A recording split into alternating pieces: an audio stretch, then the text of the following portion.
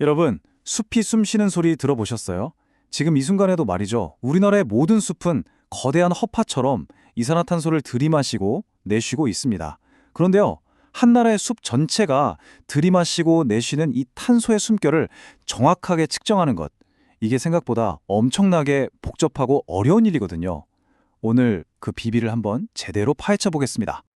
네, 바로 이 질문입니다.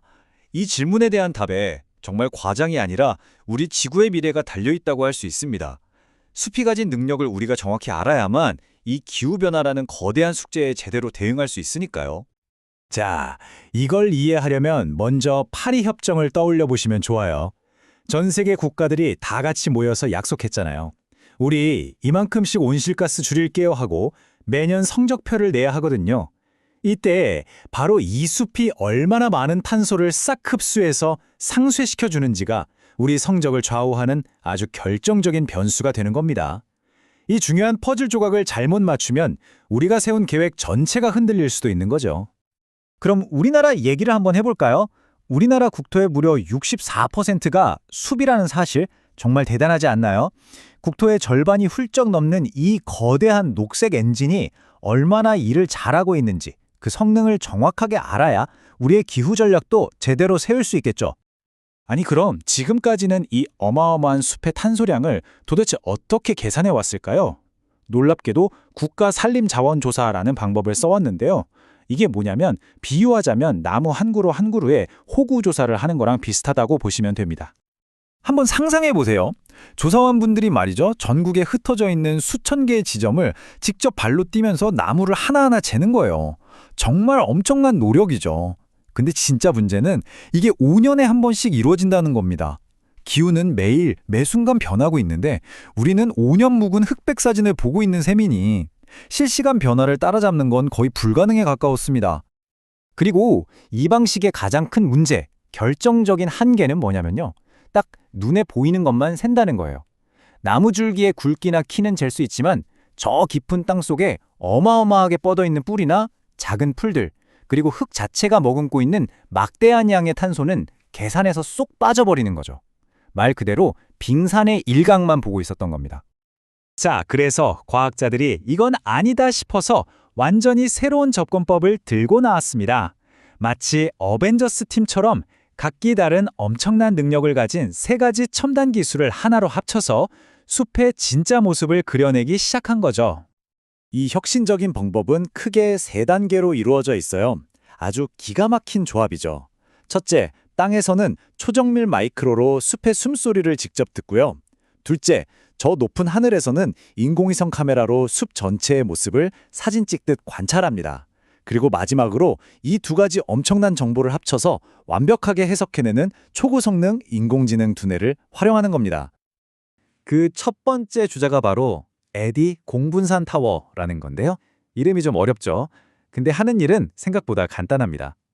숲 한가운데에 딱 서서 숲이 이산화탄소를 얼마나 들이마시고 내뱉는지를 1초도 쉬지 않고 24시간 내내 측정하는 거예요.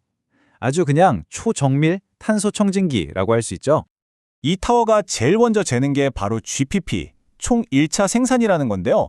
이게 뭐냐면 숲이 광합성을 통해 벌어들인 탄소의 총 매출이라고 생각하시면 쉬워요. 일단 얼마나 벌었는지를 알아야 나중에 비용을 빼고 순수익을 계산할 수 있잖아요. 모든 계산의 시작점인 셈입니다. 자, 총매출 GPP가 나왔으면 이제 뭘 해야 하죠? 그렇죠. 비용을 빼야죠. 숲도 살아있는 생물이니까 숨을 쉬면서 탄소를 내뱉거든요. 이 지출을 빼고 남은 최종 순수익, 이게 바로 NEE, 순생태계 교환입니다. 이 최종 성적표가 마이너스냐 플러스냐에 따라서 이 숲이 탄소를 저축하고 있는지 아니면 오히려 빚을 지고 있는지가 딱 결정되는 거죠. 자, 그럼 이 어마어마한 최첨단 방식으로 지난 2000년부터 2018년까지 거의 20년에 걸쳐서 우리나라 숲의 건강검진을 쫙 해봤습니다. 과연 그 성적표는 어땠을까요? 지금 바로 공개합니다. 먼저 총 매출, GPP부터 보시죠. 연간 제곱미터당 평균 1465g의 탄소를 처리합니다. 와, 이 숫자가 감이 잘 안 오실 수도 있는데 그냥 우리나라 숲이 지구를 식히려고 정말 열일하고 있구나, 그 증거라고 보시면 됩니다.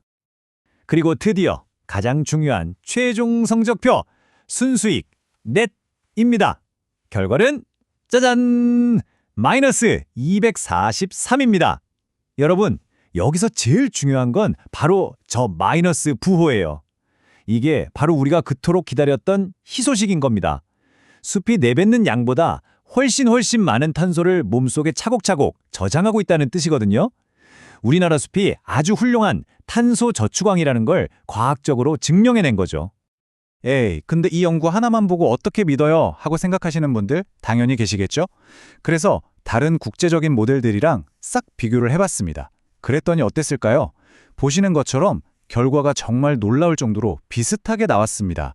오히려 다른 모델들보다 우리나라의 복잡한 지형에 맞게 더 정교하게 다듬어진 가장 정확한 값이라고 자신있게 말할 수 있는 거죠. 좋아요. 이렇게까지 해서 정확하게 측정하는 거 알겠습니다. 근데 이게 그래서 뭐 어쨌다는 걸까요? 왜 이렇게까지 하는 게 중요할까요?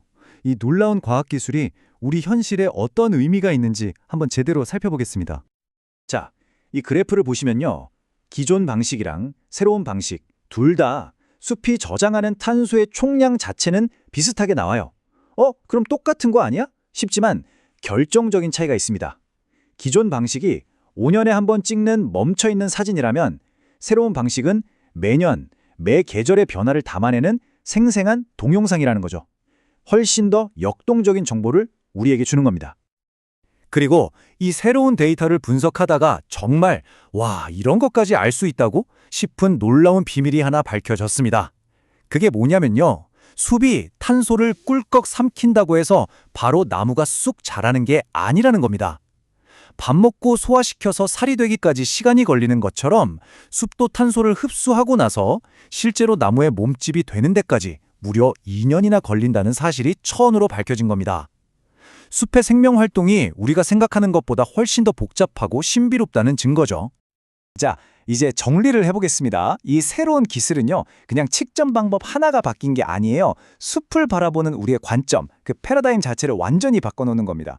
5년짜리 낡은 사진 대신 거의 실시간 HD 영상을 보게 된 거고요. 나무 기둥만 보던 것에서 뿌리와 흙을 포함한 숲 생태계 전체를 보게 된 거죠.